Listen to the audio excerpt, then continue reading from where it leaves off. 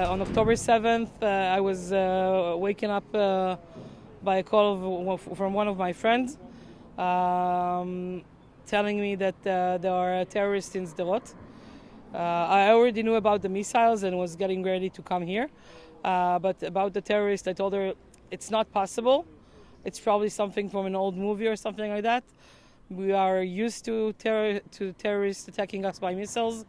The thought of terrorists be able to cross the border, come all the way to Sderot, was something that we didn't even imagine. So for me at start, it didn't set in right until it came to Sderot. It took me almost an hour to come from where I live, near Tel Aviv, to Sderot. It took me about an hour, and around 8:30, almost 8:30, I was here. And when I entered the city, I encountered an abandoned Toyota. All the doors were open and everything was open, and there was a lot of ammunition and guns and weapons in the Toyota itself. But it's still like I thought, okay, maybe it's something from the army. It was weird for me that the car was abandoned, because when I entered the city, there was no sirens, so there was no reason to stop the car in the middle of the road.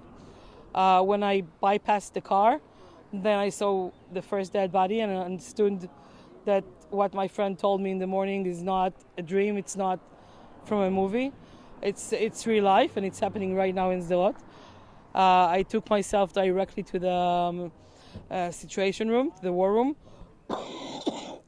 and then from there we started handling the situation. We heard about we were getting notice about what's happening here in the police station, and after 48 hours of fighting, with a lot of thinking, the army has decided to shoot a tank missile on the police station, and by that finishing the battle here. We lost a lot of good people here, police officers, men and women of the defense forces.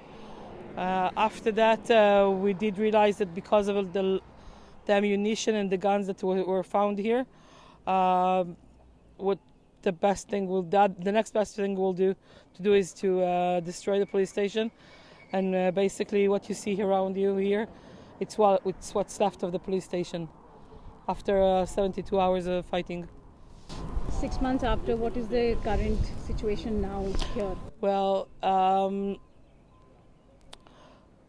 the best thing I can say about the people of Sderot is resilience.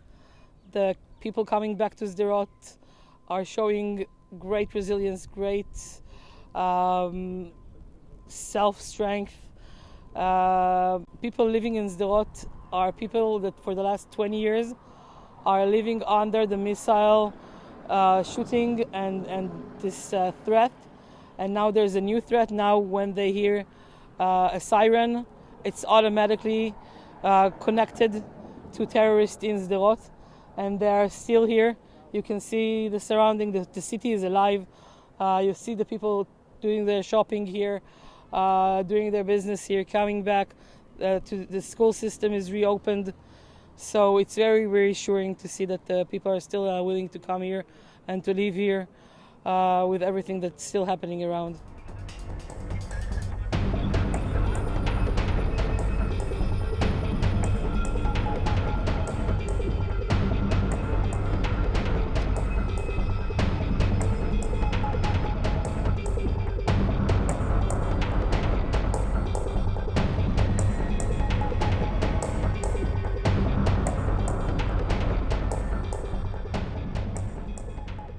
I see the Indian support that started much before, years before the October 7th. And after the October 7th, thanks for the Prime Minister Modi, all over the media. And we know that India is a true friend of Israel. But I think it's not just the Indian government. Thanks to the Indian people who have always being and continue to be a good friend of ours. And I think it's just continuing from the same point. So thank you for the for the support, for the love you're showing us, and I think that you can help us. Our voice cannot be everywhere, and we know that the Indian people are taking care of everything we need. And thank you very much to the government, but for the people as well.